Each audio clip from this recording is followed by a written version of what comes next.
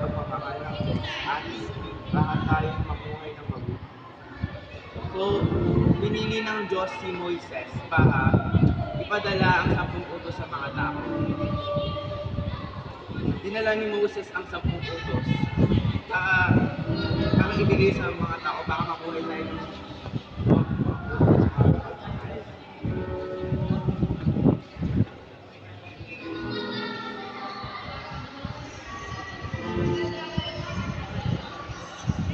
ngayon, ilatapit naman natin ang 10 utos.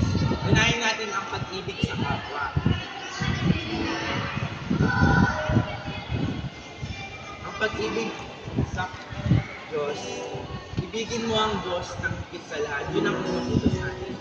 Mahalin mo si God ng higit sa lahat, cellphone, o kahit man. So, kailangan natin ibigin ang Diyos higit sa ating mga bagay-bagay o higit sa ibang tao.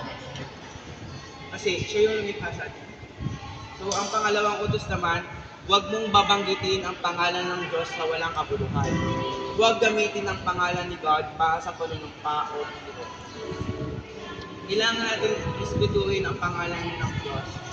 Dapat kahit joke yan, hindi natin ginagawang dito yung salip yung iba para magsasabi ka lang, oh my God, gano'n. O kaya, I swear to thee, gano'n. Bawal po yun kasi kasalanan na po yun sa Diyos. Ang pangatlo naman po, alalahanin mong lagi ipagdiriwang ang araw ng Panginoon. Magsimba tuwing linggo at magdasal. So, kailangan po natin magsimba every Sunday para magpapahalaga po sa araw ng Diyos.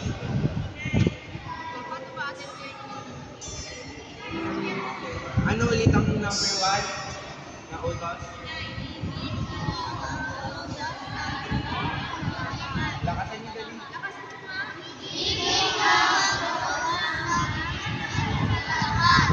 Ang pangalawa na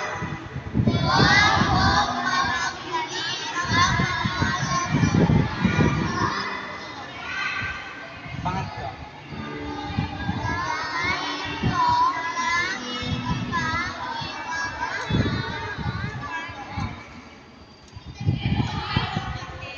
Alalahanin mong lagi pagdiriwang ang araw ng Panginoon. Kasi naman po tayo sa next slide natin ang pag-ibig sa kapwa.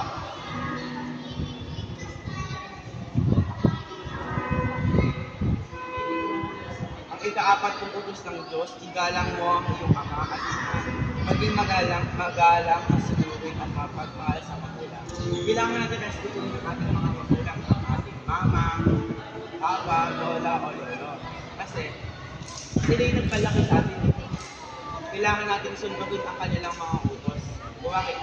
Inuutosan lang bumili sa tindahan. Dapat, kung natin sasabihin mo ito, dapat sundin natin agad. Saka, guys, huwag yung sasagutain ng mga magulang kasi kasalanan nyo sa Diyos. Kasi kung wala yung ating mga magulang, wala tayo dito. Ang panglima naman po ay huwag kang papatay. Huwag manakit o manghuli mahalin ng buhay. Yung pagpatay naman po, hindi lang po siya literal na pagpatay. Kasama na rin po yung pananakit o manghuli. Yung mga nakuha kasi pinakasala na sila sa Diyos kasi asa utos po sa Diyos na huwag mo na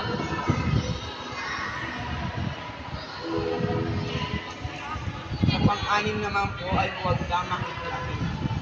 Respetuhin ang iyong katawan at katawan ng iba. Huwag mo malinis sa isip mo ba at gawa. Pang-7 po ay huwag kang magtinakaw. Huwag kukuha ng video kahit mo sa talo. Dapat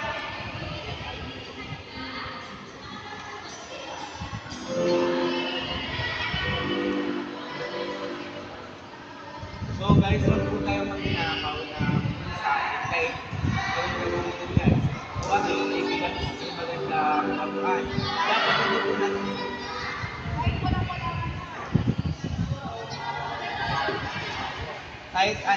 kahit gusto mo yung lakad na to, siyempre, dapat hindi natin nanakawin. Kasi, pag may amin pinagbitin ka,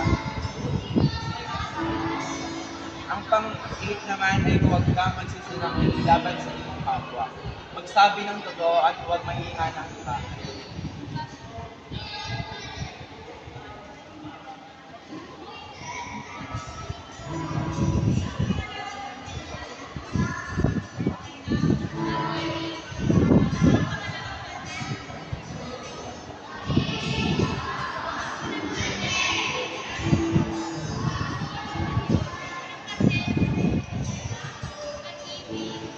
Sabi ng totoo at huwag mahihinga ng iba.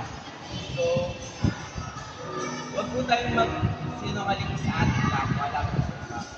Parang buwari pag nangupit ka sa pitaka ng iyong ina.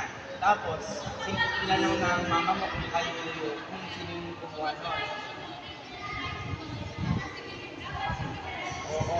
Kasi sinabi mo, yung kapatid mo yun. Pero dito mo, ikaw.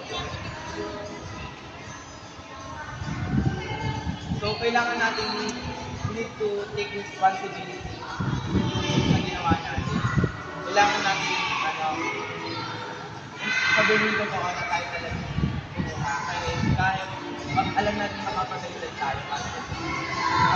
Kasi lalo nyo sa Diyos, kung sinungaling ka about sa iyong kapwa.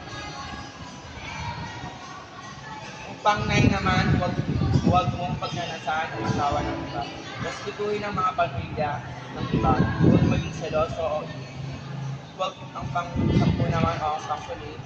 Huwag mong pagnanasahan ang pag-aari ng iba. Maging kontento at mapagsalamat sa kung anong meron. So,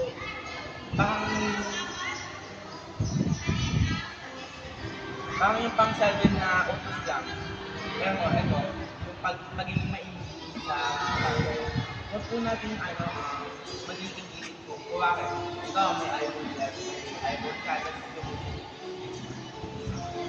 ikaw kuwari may iPhone ka lang, technical mo may iPhone. Siyempre, dapat din natin huwag natin naiingitan yung bagay na meron ng kaibigan natin. Kasi, at least diba may nagagamit tayo gadget, diba? So, kailangan natin huwag maging mainit o pagnanasaan ang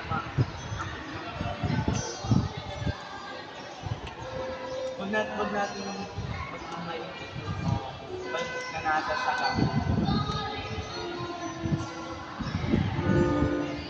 So, kahit ano rin yung ang unang utos po ay nakasunod lang yun.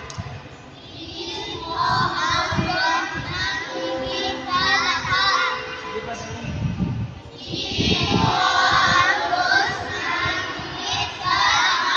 Nakasunod pa.